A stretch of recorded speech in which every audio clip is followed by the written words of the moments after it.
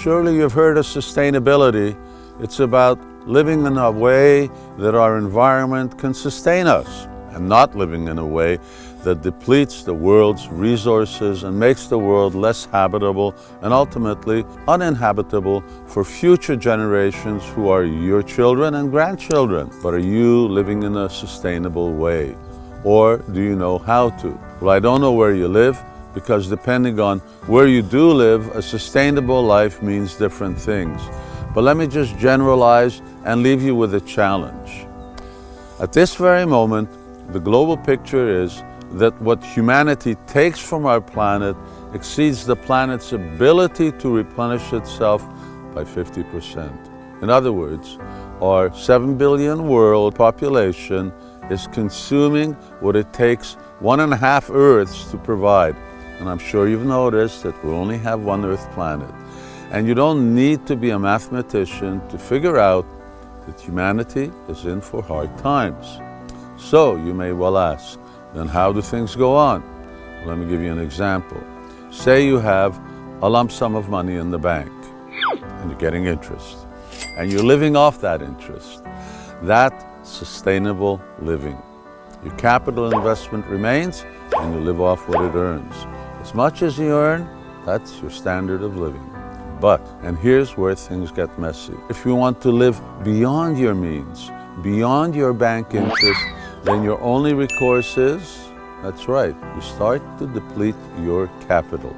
In addition to your earnings, you take from your principal. And that way you can increase your standard of living for some time. But at a certain point, you will have depleted your investment to the stage where first your cash in hand and your standard of living go down.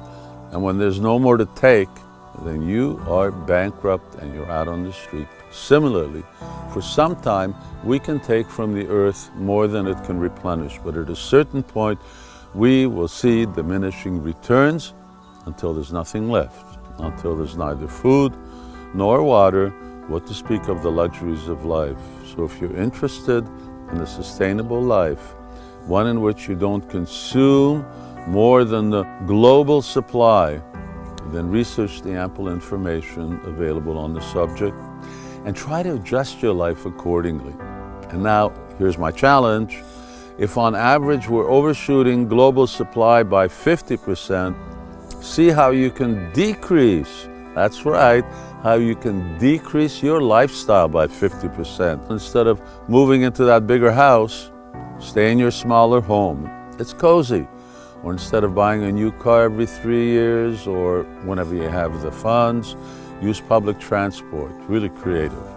Living like that may not be easy at first or even the most comfortable, but you will have a clear conscience that at least you have not contributed to the destruction of our only means of existence.